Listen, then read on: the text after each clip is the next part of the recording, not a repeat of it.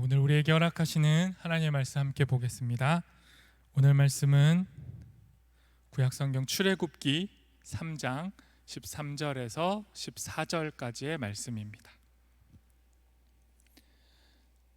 출애굽기 3장 13절에서 14절까지 두 절의 말씀을 저 여러분이 함께 읽도록 하겠습니다. 함께 읽겠습니다. 모세가 하나님께 아뢰되 내가 이스라엘 자손에게 가서 이르기를 너희의 조상의 하나님이 나를 너희에게 보내셨다 하면 그들이 내게 묻기를 그의 이름이 무엇이냐 하리니 내가 무엇이라고 그들에게 말하리이까. 하나님이 모세에게 이르시되 나는 스스로 있는 자이니라. 또 이르시되 너는 이스라엘 자손에게 이같이 이르기를 스스로 있는 자가 나를 너희에게 보내셨다 하라. 아멘. 오늘은 모세, 제목은 해방하는 사람. 계속 약간 시리즈인데 저만 특별하겠죠? 지난주에는 요셉 뭐였죠? 해몽하는 사람. 오늘은 해방하는 사람. 별로 관심이 없으시군요. 라임을 살려봤는데. 지난주에 저희가 꿈을 꾼 요셉 살펴봤죠. 근데 제 설교의 요점은 꿈을 꾼 게 중요한 게 아니고 꿈을 해석한 게 중요했다. 그런 이야기였고요. 요셉이 꿈을 꾸었지만 그 꿈은 사실은 하나님의 꿈이었고, 그리고 요셉이 그의 인생을 통해 하나님의 꿈을 해몽하게 되었다, 해석하게 되었다, 이런 말씀 나눴습니다. 그런데 오늘은 모세를 통해서 출애굽기 버전의 하나님의 꿈을 좀 살펴보려고 합니다. 출애굽기가 말하고 있는 하나님의 꿈은 뭘까요? 출애굽기 6장 6절에서 7절 읽어보겠습니다. 여기에 하나님의 꿈이 담겨 있습니다. 제가 읽겠습니다. 그러므로 이스라엘 자손에게 말하기를 나는 여호와라. 내가 애굽 사람의 무거운 짐 밑에서 너희를 빼내며 그들의 노역에서 너희를 건지며 편팔과 여러 큰 심판들로서 너희를 속량하여 너희를 내 백성으로 삼고 나는 너희의 하나님이 되리니 나는 애굽 사람의 무거운 짐 밑에서 너희를 빼낸 너희의 하나님 여호와인 줄 너희가 알지라. 아멘. 하나님의 꿈은요, 애굽 사람의 무거운 짐, 저 짐, 노동, 노예, 바로 강제 노동을 의미하는 거죠. 강제 노동 속에서 노예로 살아가고 있는 이스라엘을 애굽으로부터 빼내고 건지고 속량하는 것, 속량, 구원하는 것. 그래서 하나님이 그들의 하나님이 되는 것, 이게 하나님의 꿈이에요. 출애굽기 버전의 하나님의 꿈이 뭐라고요? 노예로부터 해방시켜서 그들의 하나님이 여호와 하나님이 되시겠다라는 것, 그게 하나님의 꿈이었습니다. 세상에 널리고 널린 게 신들이었고, 특별히 애굽, 이 당시 애굽, 이집트에는 수많은 신들이 있었어요. 뒤에 살펴보겠지만 그 수많은 신들이 이스라엘을 건져내기는커녕, 그 신들이 이스라엘을 구원해내기는커녕 그 신들은 이스라엘을 더욱 더 노예화하고 있었죠. 신들의 이름이 인간을 억압하고 있던 상황 속에서 그렇게 이스라엘이 신음하니까 하나님이 그 신음 소리를 들으세요. 그리고 이스라엘의 상황을 보시고 하나님이 꿈을 꾸시는 겁니다. 저들을 그대로 내버려 두지 말자. 저 신음 소리를 외면하지 말자. 내가 저들을 건져내리라. 이집트에서 이스라엘을, 나의 백성을 탈출시키겠다. 노예해방, 이게 하나님의 꿈이었던 거죠. 출애굽기가 이 하나님의 꿈을 말씀하고 있습니다. 그래서 하나님이 노예해방자, 좀 과격하게 노예해방 운동가를 한 명 세우셔야 되죠. 그게 누굽니까? 모세입니다. 그래서 모세를 세우고 부르시는 거예요. 지난주에 살펴본 것처럼 창세기 마지막에는 하나님께서 요셉을 통해서 하나님의 꿈을 이루셨죠. 그런데 오늘 창세기 다음 책인 이 출애굽기에서는 모세를 통해 해방이라는 하나님의 꿈을 하나님이 이루어 가시는 겁니다. 창세기에서 가장 많은 분량을 차지한 인물이 요셉이라고 했습니다. 그런데 모세는 더 심각해요. 모세는 성경 전체에서 가장 많은 분량을 차지하는 인물입니다. 모세오경, 벌써 성경 5권이 모세를 중심으로 쓰여졌고요. 이 모세가 실제적으로 중심이 되는 책만 해도 4권, 창세기 빼고 출애굽기, 레위기, 민수기, 신명기. 심지어 신명기는 모세의 유언 같은 책이죠. 성경 곳곳에 모세로 가득하고요. 여기서 끝이 아닙니다. 선지서, 예언서로 넘어가면 이스라엘이 타락할 때마다 하나님이 모세가 이렇게 너희에게 말하지 않았냐 이렇게 인용하면서, 그러니까 모세는 가장 많이 인용되는 인물이에요. 그래서 예언자 선지자들이 모세를 인용하면서 모세가 말했던 그 기준, 그 삶의 기준으로 돌아가야만 이스라엘이 회복된다, 이런 설교를 많이 했었던 겁니다. 구약만 모세가 중심이 아니고요, 신약에서도 모세는 중심의 자리에 있어요. 신약의 가장 중심은 예수님이죠. 그런데 신약 성경 저자들은요, 예수님을 어떻게 표현하냐면 제2의 모세다. 예수님이 어마어마하게 위대하지만 제 모세만큼, 모세보다 더 위대한 분이다. 그래서 모세를 비교하면서 제2의 모세가 예수님이다, 이렇게 표현했던 겁니다. 그럼 이제 이런 모세를 통해서 하나님이 이루시는 해방, 그 해방을 살펴볼 텐데요. 일단 그 해방의 절정부터 확인하고 가겠습니다. 정말 모세를 통해 하나님이 해방하신 가장 큰 결정적인 사건은 홍해가 갈라진 거죠.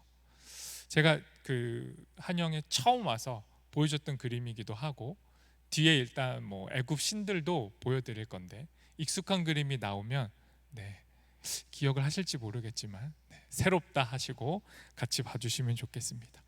저 홍해를 가른 사건, 하나님께서 홍해라는 바다를 여셨어요. 그리고 저 바다에 뭘 던졌냐면 애굽, 이집트의 모든 폭력, 이스라엘을 노예화했던 그 폭력을 저 바다에다가 수장시켜 버린 겁니다. 그렇게 이스라엘은 탈출을 한 거예요. 해방된 거죠. 홍해 사건은 이집트 탈출 사건을 완성시키고 파라오의 폭력적인 통치를 끝내버린 가장 결정적인 사건입니다. 하나님은 저 사건을 통해서 이스라엘만 구원하시지 않았고요, 이스라엘과 함께 이름도 없이 소수민족으로 애굽에서 살아가던 약자인 노예들도 함께 해방하셨습니다. 그래서 구약뿐만 아니라 신약, 성경 전체가 이 출애굽 사건을 이스라엘에서 가장 중요한 구원이라고 말하는 거예요. 그러니까 우리는 구원 말하는데 성경에 익숙한 사람들은 구원하면 제일 먼저 떠오르는 건 출애굽 사건인 겁니다. 그리고 예수님을 믿는 모든 자들, 우리를 포함한 모든 자들이 받는 구원과 해방의 사건의 모델이 이 출애굽 사건이 되는 겁니다. 이처럼 기독교에서, 그리고 그리스도인인 우리의 삶에서 가장 중요한 사건인 이 출애굽 사건, 바로 해방하시는 하나님, 자유케 하시는 하나님을 만나 보려고 합니다. 애굽이라는 이 거대한 제국 아래서 고통스러워하던 이스라엘을 모세를 통해 하나님이 구출하셨어요. 여러분 기억을 하실지 모르겠지만 지난주 이야기대로라면 요셉 이후에 애굽에서 가장 막강한 권력을 가진 요셉의 보호 아래서 이스라엘이 살아갔기 때문에 긴 세월 동안 이스라엘은 자유민이었어요. 그런데 시간이 한참 지나니까 이제 요셉을 기억하지 못하는 애굽의 통치자들이 등장하는 거죠. 그리고 그 통치자들이 수가 불어난 이스라엘을 보면서 두려웠어요. 그리고 경계하면서 그 이스라엘의 자유를 빼앗고 그들을 노예화시켰죠. 그리고 그들에게 건물을 짓게 했어요. 끊임없는 노동을 시켰습니다. 이때 이스라엘이 신음한 거예요. 자신들의 하나님을 울부짖으며 찾았고 그 울음소리를 들으시고 하나님이 모세 한 사람을 일으켜 세우신 겁니다. 그리고 모세는 자신을 부르신 하나님을 만나고 그 하나님 앞에서 자기를 발견해요. 하나님을 발견할 뿐만 아니라 자기 자신을 발견합니다. 그리고 하나님의 임재에 압도당해요. 그리고 나서 모세가 자신의 이름 뜻처럼, 모세의 이름 뜻이 물에서 건짐을 받다, 이런 뜻이거든요. 자기의 이름의 뜻처럼 하나님이 물에서 이스라엘을 건져내셔서 자유의 땅으로 인도하시는 그 부담스러운, 그 거대한 부담감을 짊어지고 자기의 이름처럼 자기의 사명이 이스라엘을 물에서 건져내는 이 일이라는 걸 깨닫고 하나님께 질문하는 겁니다. 하나님, 이걸 어떻게 감당해요, 내가? 그 질문이 오늘의 본문이죠. 출애굽기 3장 13절 새 번역으로 제가 읽겠습니다. 새 번역으로 읽겠습니다. 모세가 하나님께 아뢰었다. 제가 이스라엘 자손에게 가서 너희 조상의 하나님께서 나를 너희에게 보내셨다 하고 말하면 그들이 저에게 그의 이름이 무엇이냐 하고 물을 터인데 제가 그들에게 무엇이라고 대답해야 합니까? 고대 세계에서는요, 이 이름이 굉장한 권위를 가지고 있었어요. 그래서 높은 사람이 자기의 사신을 어디에 보낼 때에 자기의 이름이 새겨진 도장이나 편지를 보내요. 그게 이름에 가진 권위였죠. 지금 하나님은 모세라는 사신, 하나님의 사신을 애굽에 보내는 겁니다. 그러니까 모세는 당연히 묻는 거예요. 하나님, 내가 누구의 이름으로 거기에 갑니까? 이름을 알려주셔야 됩니다 라고 물어본 거예요. 그리고 하나님이 대답하세요. 이어지는 14절도 새 번역으로 읽겠습니다. 하나님이 모세에게 대답하셨다. 나는 곧 나다. 너는 이스라엘 자손에게 이르기를 나라고 하는 분이 너를 그들에게 보냈다고 하여라. 하나님 이름이 뭡니까? 라고 질문했는데 하나님 지금 이렇게 대답한 거예요. 나는 스스로 있는 자다라는 번역은 온전한 번역은 아니에요. 굉장히 헬라 철학적인 사상이 들어가 있고 히브리 원어를 번역하면 나는 그냥 나야, 나는 나 하고 싶은 대로 하는 나다, 이런 의미를 가지고 있어요. 근데 이름을 물어봤는데 나는 나야 라고 대답을 한 거죠. 그럼 여러분, 이게 대답을 한 겁니까? 안 한 겁니까? 이름이 뭐예요? 나는 나야. 이거 대답을 한 거예요, 안 한 거예요? 하나님이 왜 자기 이름을 이런 식으로 대답했는지 그 힌트는 십계명에 있습니다. 출애굽기 20장에 등장하는 십계명, 출애굽기 20장 2절에서 4절 그리고 7절 말씀 한 절씩 읽겠습니다. 제가 먼저 읽겠습니다. 나는 너를 애굽 땅 종되었던 집에서 인도하여 낸 내 하나님 여호와니라. 너를 위하여 새긴 우상을 만들지 말고 또 위로 하늘에 있는 것이나 아래로 땅에 있는 것이나 땅 아래 물속에 있는 것에 어떤 형상도 만들지 말며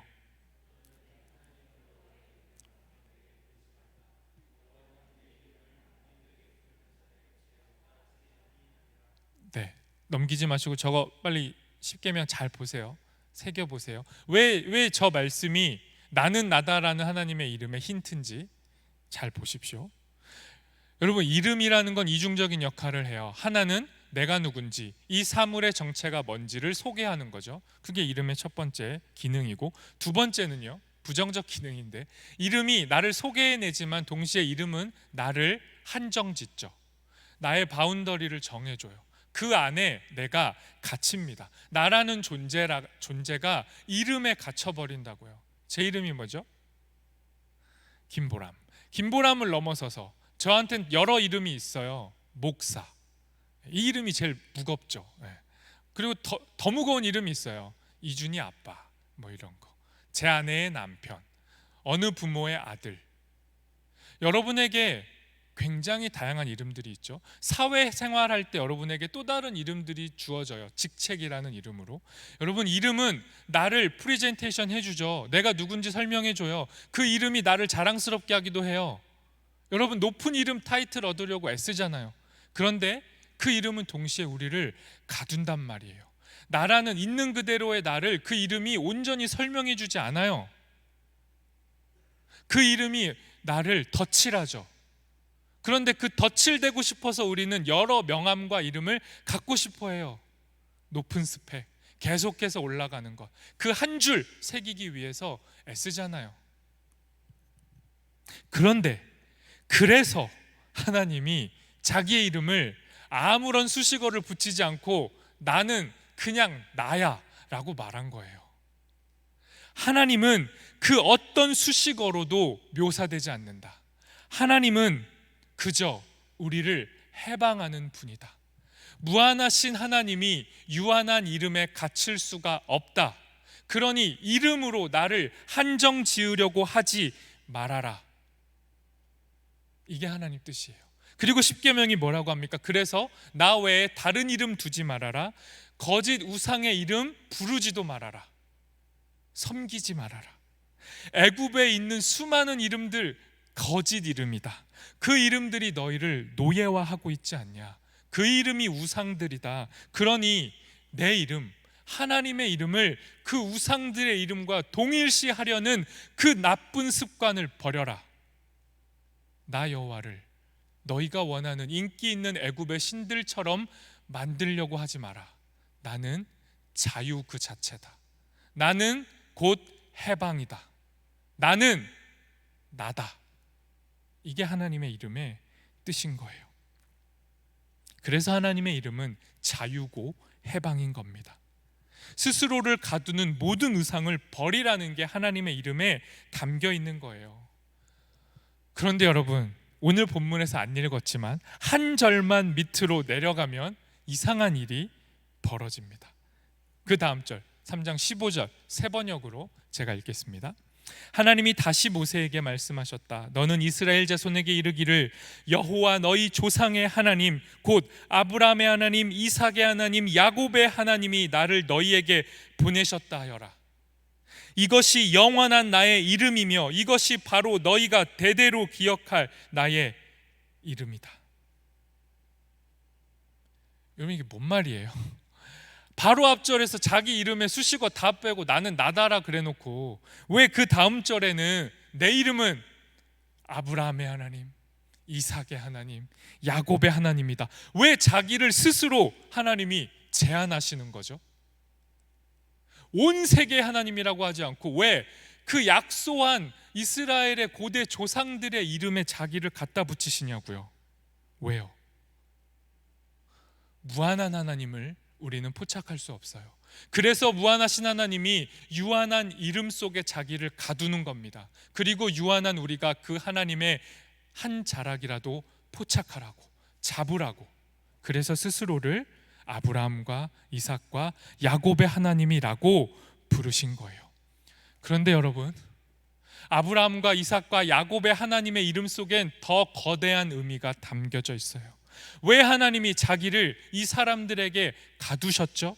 그 이름이 뭐냐? 그 이유가 뭐냐면요, 나는 아브라함과도 함께 했고 이삭과도 함께 했고 야곱과도 함께 했고 요셉과도 함께 했고 수많은 세월이 지나서 지금 하나님이 보이지도 않는 노예 환경 속에서 살아가는 모세, 네가 보고 있는 지금 이때에도 나는 너희와 함께하고 있다.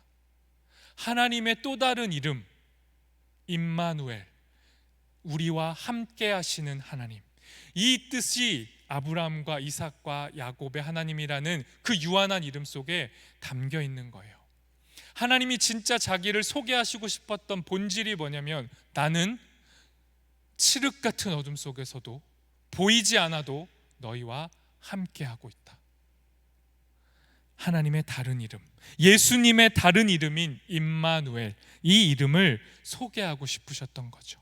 그리고 이 함께 하시는 이름이 우리를 해방하는 겁니다. 여러분이 원하는 좋은 이름들이 여러분을 자유케 하지 않아요. 조금만 더 오래 살아보세요. 여러분을 진정 자유케 하는 이름은 임마누엘, 예수 그리스도. 이 이름이 우리를 자유케 하는 거예요. 정말 그걸 경험하셨으면 좋겠습니다. 보이지 않지만 함께하는 하나님. 그런데 이스라엘은, 그리고 우리는 이거 맨날 까먹어요. 요셉 이후에 요셉을 기억하지 못하는 이집트에는 수많은 이집트의 이름 신들이 이집트를 채우고 있었어요. 그리고 이스라엘 사람들, 노예이면서도 이스라엘 사람들이 무슨 짓을 했냐? 하나님의 이름을 부르지 않았고 그 이집트의 신들을 의지했어요. 워낙 그 이름들이 막강하니까. 요즘 말로 하면 돈의 신, 부동산의 신, 주식의 신, 로또의 신, 연애 성공의 신, 외모의 신, 여러분이 원하는 모든 이름들이 다 이집트에 있으니 거기서 눈을 돌릴 수가 없었던 거죠. 그런데 하나님이 출애굽, 이집트 탈출, 해방이라는 작업을 하시려면 어떻게 해야 되냐면 그 이름들을 지우셔야 돼요.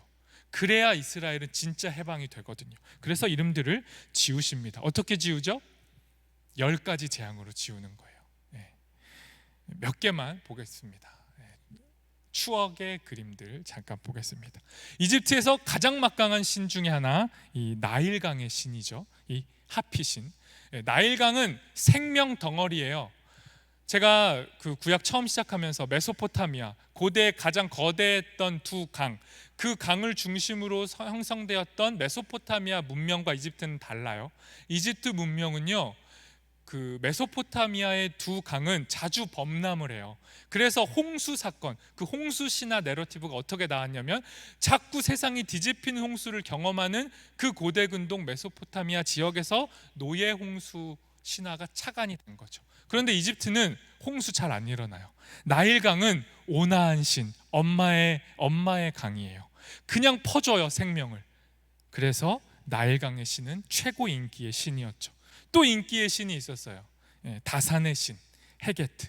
뭐 요즘으로 치면 결혼 중매의 신, 뭐 이렇게 바꿔도 돼요. 정말 결혼 잘 시켜주는 신, 내가 원하는 이상형과 연결해주는 신, 그런 신이죠. 이 신의 부적 개구리인데 개구리 하나씩 차고 다녔대요. 정말로. 이 혐오스러운, 많으면 혐오스러운 이 개구리 신이 인기가 많았습니다. 또 정말 신 중의 신, 살아있는 신이 있었죠. 그게 애굽의 최고의 통치자, 정점에 있는 정치 지도자 파라오인 거죠. 그러니까 파라오라는 이름 아래로 수많은 이름들이 있고, 노예, 이름조차 없는 히브리 민족은 그냥 밟히는 인생들이었던 거예요. 그런데 밟히면서도 뭐 했다고요? 저 신들을 좋아했다고요. 근데 하나님이 10재앙을 통해서 피, 개구리, 이, 파리, 돌림병, 종기, 어둠, 장자의 죽음 다 통과시키고 홍해까지 가르시면서 모든 이집트의 이름을 지워버렸습니다. 그렇게 그 이름들이 지워지고 나서 하나님이 말씀하신 거예요. 너희는 자유다. 이제 너희는 해방되었다. 선포해 주셨는데 어떻게 해요? 이스라엘이 무슨 짓을 해요? 해방된 광야에서 나오자마자 뭐 해요? 이름이 지워지니까 불안한 거죠. 아, 그래도 애굽에서 노예였지만 고기도 먹었고 이름도 있어서 나름 살만했는데 광야에서 내 정체성이 없어. 직장에서 내 직책이 있었어. 그 직장에서는 그래도 너무 힘들었지만 나라는 존재감이 있었는데 꿈꿨던 퇴사를 해보고 나니까 너무 불안하고 이거 될까? 그냥 다시 입사해서 노예처럼 살아도 주는 월급을 받으면서 살아야 되지 않을까? 끊임없이 고민하는 그 일을 이스라엘도 반복한 겁니다. 거짓 이름들이 지워지고 내 이름에 공백이 생기니까 견딜 수가 없는 거예요. 그래서 그들은 역사 속에서 끊임없이 지워진 이름에 덧칠을 하는 거예요. 여호와 하나님의 이름을 지워버리고 자꾸 다른 이름을 갖다 붙였습니다. 대표적인 게 뭐예요? 금송아지. 하나님이 모든 이름 지워주시자마자 이스라엘이 한 짓이 뭐냐면 하나님을 버리진 않아요. 여러분도 하나님은 안 버리죠. 여러분이 하나님 어떻게 버려요? 근데 여러분은 하나님 이름 앞에 다른 이름을 자주 갖다 붙이잖아요. 이스라엘이 뭘 했냐? 모세는 산에 올라가서 하나님 계명 받으러 가고 광야에 와서 아무것도 안 보이고, 그러니까 불안해서 여호와 하나님, 우리를 건지신 하나님, 해방하신 하나님을 보고 싶다. 그래서 뭘 해요? 금송아지를 만드는 거예요. 그리고 뭐라고 합니까? 이 송아지가 하나님이다. 교묘한 우상숭배잖아요. 하나님 안 믿겠다는 아닌데 우리가 원하는 방식의 물신, 신을 만들어 놓고 그야말로 황금 송아지, 금융가에 가면 꼭 있는 부의 상징, 자본의 상징을 앞에 세워놓고 자본이 곧 하나님인 것처럼 살잖아요. 다 여러분이 돈에 의해서 움직이지 꿈과 명예에 의해서 움직이진 않죠. 그런데 그렇게 세워놓고 그걸 하나님이라고 말하는 거예요. 그 짓을 이스라엘이 했습니다. 이후로도 출애굽 이후 광야 생활 이후 가나안 들어가서도 멈추지 않고 거짓 이름을 만들어냈어요. 가나안 들어가서는 농사의 신, 풍우의 신, 바람의 신, 비의 신 다 이름 붙이면서 끊임없이 하나님의 이름을 지워갑니다. 그렇게 하나님, 우리와 함께 하신 하나님은 이스라엘을 떠나가셨죠. 이사야서 말씀, 대표적인 말씀 제가 읽겠습니다. 세 구절 정도 읽겠습니다. 도움을 구하러 애굽으로 내려가는 자들은 화 있을진저. 애굽 사람은 사람이요 신이 아니며 그들의 말들은 육체요 영이 아니라. 너희가 자기 손으로 만들어 범죄한 은우상 그 무상을 그날에는 각 사람이 던져버릴 것이며. 하나님은요, 끊임없이 거짓 이름을 이스라엘이 세울 때마다 선지자 보내고 예언자 보내서 되뇌이시는 거예요. 아직도 애굽에서의 너희의 습성을 버리지 못하냐? 왜 지금도 애굽으로 돌아가고 싶어 하고 왜 애굽의 신들을 하나님처럼 섬기냐? 질책하는 겁니다. 그것들은 신이 아니다, 우상일 뿐이다 라고 말씀하는 거예요. 이 우상을 제거하는 작업은요, 출애굽 이후 열재앙 이후에 하나님이 끊임없이 쉬지 않고 계속하셨어요. 오늘 누리자매도 기도해 주셨지만 하나님은 그런 면에서 쉼이 없어요. 어떻게 보면 가장 가혹하게 노동하는 분은 하나님이죠. 노동하는 신, 가만히 앉아서 노동시키는 고대 근동의 신과 달라요. 노동하기 싫어서 인간을 만든 건 고대 근동의 신들이고, 여호와 하나님은 노동하는 그들이 불쌍해서 우리를 구원하시는 분인 거죠. 그런데 그 하나님, 끊임없이 그 하나님을 오해하고 왜곡한 그들, 그 인간들의 절정의 모습이 신약으로 오면 이렇게 나타납니다. 요한복음 2장 16절 말씀 제가 읽겠습니다. 내 아버지의 집으로 장사하는 집을 만들지 말라. 성경의 요약 결정판, 우리가 만들어낸 우상의 끝판왕이 뭐냐면 성전, 하나님을 예배하는 그 자리에다가 뭘 갖다 놨냐면 자본, 물질, 물신, 인간의 욕망을 거기에 갖다 세운 거예요. 그리고 그곳에서 장사하고 돈을 가지고 노름을 해놓고는 그 집이, 그 공간이 예배하는 공간이다, 하나님을 찬양하는 공간이다라고 외치고 있었죠. 이에 이 땅에 내려온 신, 이 땅에 내려온 하나님인 예수 그리스도가 격분을 하는 거예요. 견디지를 못하는 거예요. 지금까지의 우상 숭배 참아왔는데 이건 정말 못 참겠다. 어떻게 성전을 장사하는 집으로 만드냐 하면서 그 성전을 뒤집어 엎으세요. 이게 예수님의 죽음의 결정적 이유였죠. 이 성전 뒤집어 엎어서 예수님은 그때로부터 종교 권력, 종교를 가지고 돈을 벌고 있었던 그들에게 자신의 기득권을 위협하는 예수님이 공격을 당하시고 결국에는 십자가에 죽게 되신 겁니다. 여러분, 우리도 여전히요, 이 성전 안에 우리의 수많은 욕망의 이름들을 가져다가 집어넣고 있잖아요. 교회 안에서 기도할 때 여러분이 남몰래 홀로 골방에서 신음하고 고민하고 기도할 때 여러분의 고민과 기도의 제목들이 도대체 뭐냐고요? 여러분이 씨름하고 있는 그 꿈들이 뭐냐고요? 그게 하나님의 꿈입니까? 아니면 여러분의 꿈이에요. 여러분이 원하는 욕망의 덩어리들, 그것을 계속 하나님의 이름으로 채워놓고 하나님, 이 욕망을 성취해 주십시오 하고 있다면 우리는 여전히 성전을 장사하는 집으로 변질시키고 있는 사람들인 겁니다. 이걸 성경이 가장 금기시하는 우상 숭배라고 하는 거예요. 얼마든지 종교적인 아름다움과 열심으로 열심히 우상 숭배할 수 있어요. 그게 우리입니다. 그래서 하나님은 우리를 오늘도 출애굽시키셔야 되는 거예요. 여전히 우리를 장사하는 집에서 탈출시키셔야 하는 거예요. 여러분이 원하는 욕망 속에, 그 이름 속에 갇혀서 나도 모르게 노예화되고 있는 우리를 건져내실 그 하나님이 우리를 찾아오셔야 하는 겁니다. 해방하시는 하나님을 우리는 만나야 하는 것이죠. 개신교의 문을 열었던 루터와 칼뱅이 했던 말처럼 우리는 가만히 내두면, 자연 상태로만 두면 우리는 끊임없이 우상을 스스로 만들어내니까요. 우리는 우상을 만들어내는 우상 공장들이니까요.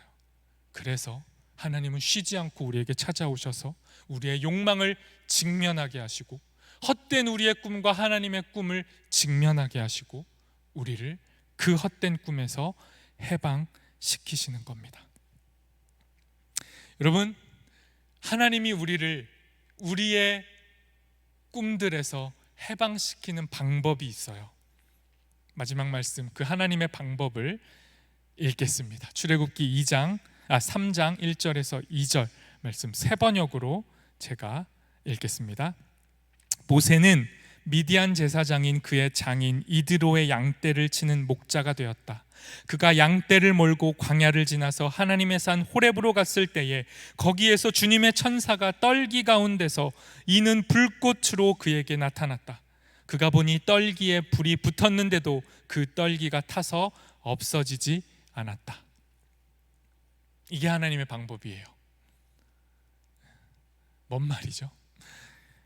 떨기나무로 번역됐는데요, 모세가 마주한, 막 타고 있는데 불은 붙었는데 타지 않는 기이한 현상을 보였던 그 나무가 뭐냐면 가시나무입니다.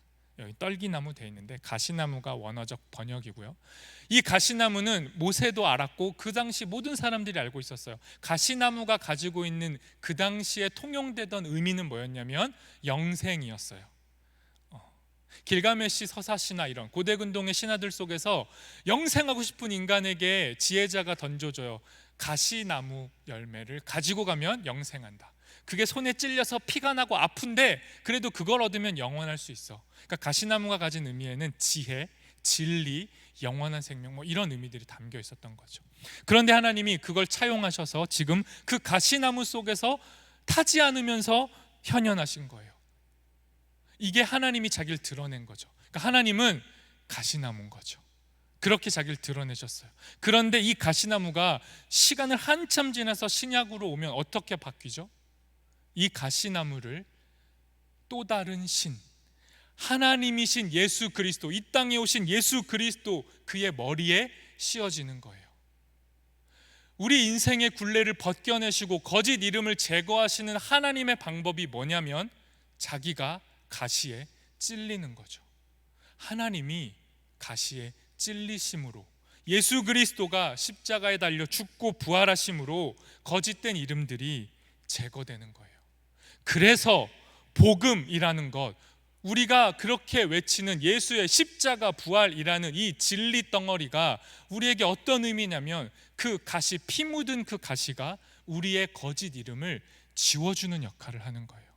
그러니까 여러분이 정말 하나님을 만났다, 난 오늘 은혜를 받았어, 오늘도 복음이 나에게 변화를 일으켰네 라고 고백하시려면 여러분이 그 복음과 마주했을 때 여러분이 쓰고 있는 그 거짓 이름이 하나씩 제거되는 경험이 일어나야 하는 거죠. 그것이 없이 은혜 받았다고 말하면서 수련회 가서 열광적으로 찬양하고 기도하다가 눈물을 흘리다가 우와 드디어 하나님을 만났다라고 간증은 하면서, 그리고 그런 비슷한 카타르시스를, 종교적인 희열을 열망하면서 그거 다 경험한 다음에 한다는 소리는, 그래서 난 계속 인정받고 싶어, 난 유능해지고 싶어, 내 이름을 드높이고 싶어, 나의 탑을 쌓고 싶어, 돈은 더 많이 갖고 싶어, 돈을 통해 자유를 얻고 싶어, 빨리 은퇴하고 싶어, 그래서 편하게 살고 싶어, 내 인생 나만 보면서 내 가족 챙기면서 그렇게 살고 싶어. 세상에 전쟁이 일어나던, 누군가는 스스로의 감옥을 만들어서 그 안에 들어가서 자기 임금 좀 올려달라고 말하는 그 소리, 욕을 먹어가면서 그런 일을 벌이고 있어도 내 일은 아니야, 상관없어. 그 노동운동, 해방이라는 말, 그 종교, 하나님의 좋은 이름을 다 진보 세력이 가져가서 정치적 좌파들이 다 쓰고 있는 거 아닌가? 그래서 더 관심 없어. 오롯이 나의 관심은 나의 해방, 내 가족의 해방, 우리 셀의 해방, 우리 교회의 자유 정도지 더는 관심 없어요 라고 하고 있다면 우리는 복음, 예수의 피 묻은 십자가와 부활과 잘못 마주하고 있는 것일지도 모른다는 거예요. 그래서 여러분, 띄워주시겠습니까? 그래서 여러분, 가능하시다면 수련회 같이 가요. 뭐야 목사님 지금까지 이 말 하려고. 네, 맞아요. 그렇습니다. 이 말 하려고. 여러분, 근데 수련회 못 가시는 분들은 너무 죄송해요. 이거 부담되지 않았으면 좋겠습니다. 가실 수 있는 분들 함께 가셔서 해방을 함께 모색했으면 좋겠어요. 그럼 뭐로부터 해방인데요? 모호하잖아요. 우리는 2000년 전, 아니 그 2000년 전에 이스라엘 사람들이 아니에요. 우리는 뭐로부터 해방돼야 되죠? 여러 가지가 있는데 청년의 입장에서 제가 5가지 정도 꼽은 거예요. 인간관계 안에는 연애 다 포함되는 겁니다. 이성관계, 인간관계, 술, 성, 자본, 한국사회, 이 정도가 우리 청년과 우리의 삶을 가두고 있는 덩어리들, 그 이름들이 아닐까 생각해 본 거예요. 이 이름들로부터 어떻게 해방이 되지? 하나님은 우리를 어떻게 이 이름들에서 벗어나게 하시지? 함께 진지하게, 진솔하게 좀 깊이 대화하고 싶은 거예요. 그래서 이번 수련회는 말이 많을 겁니다. 제가 말이 많은 게 아니고 여러분이 말을 많이 하게 만들고 싶어요. 그래서 가서 다른 프로그램들은 좀 줄이고 이 주제들로 대화하는 거예요. 그 시작을 열고 싶어서 오늘 임원들이 멋있게 저 입구 앞에다가 뭘 세워놨잖아요. 스티커 붙이셨나요? 수많은 주제 중에 하나, 여러분에게 가장 익숙한 술을 갖다 붙인 거죠. 믿는 사람, 예수님을 믿는 그리스도인들 술 먹어도 됩니까? 안 됩니까? 약간 유치한 이 질문을 던진 건 홍보죠, 홍보. 수련회 가서 그리스도인 술 먹으면 되냐 안 되냐로 소비하지 않을 거예요. 다른 이야기 할 겁니다. 이미 여러분의 주량은 대단하잖아요. 여기 지금 주량 조사하면 아마 어마어마할 겁니다. 어떻게 술을 다루고 그 술을 우리의 신앙 안에서 어떻게 표현해낼지, 그런 이야기들, 인간관계에서도 그렇고 성의 문제에서도, 자본의 영역에서도, 한국 사회 안에서도 우리의 신앙을 어떻게 표현해낼지, 그리고 어떻게 해방될지 함께 모색하고 경험하는 시간 되기를 바랍니다. 그래서 나는 나다, 내 이름은 나다, 그리고 동시에 나는 너희의 하나님이다. 나는 아브람, 이삭, 야곱, 김보람, 여러분의 이름의 하나님이다. 이렇게 다가오시는 그 하나님의 이름을 마주했으면 좋겠습니다. 그리고 그 이름의 결정체인 임마누엘, 예수 그리스도, 가시를 통해 피 흘리며 우리와 함께 하시는 그 이름 안에서 하나님을 만나고 서로를 만나고 서로를 해방케 하고 하나님의 통치를 받으며 믿음의 길을 끝까지 걸어가는 우리 모두가 되기를 소망합니다. 함께 기도하겠습니다.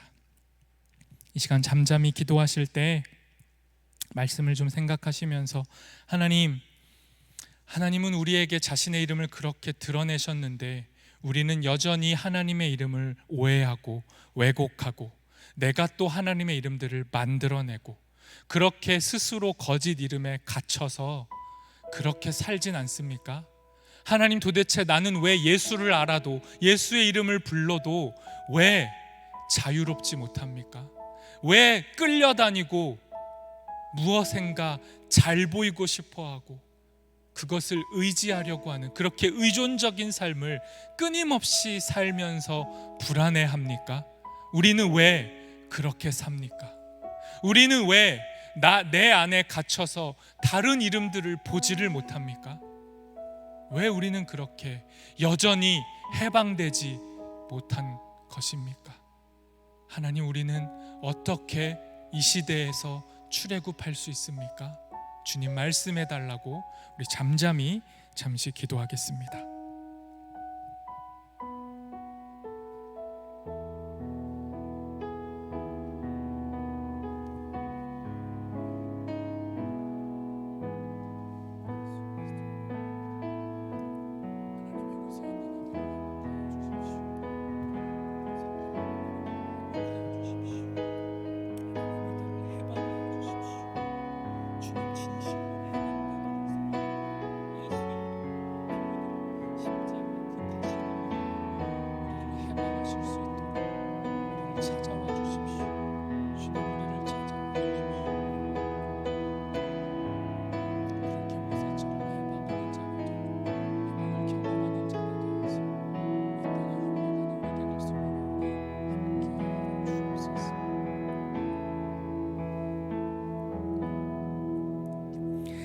하나님, 오늘도 우리에게 말씀해 주셔서 감사합니다. 하나님, 여전히 우리는 탈출이 필요합니다. 주님, 우리가 갇혀 있는 이 현대판 애굽에서 우리를 탈출시켜 주십시오. 예수의 이름으로 우리를 탈출시켜 주십시오. 주님의 진실된 이름이 모든 거짓 이름을 지우고 주님 앞에 우리를 온전히 서게 할 수 있도록 그 은혜를 우리에게 허락하여 주옵소서. 모세처럼 해방을 경험하는 자 되게 하시고 그 해방을 가지고 누군가 매여 있는 자를 해방시키는, 자유롭게 하는 자로 살아갈 수 있도록 우리와 함께하여 주시옵소서. 예수님의 이름으로 기도합니다. 아멘.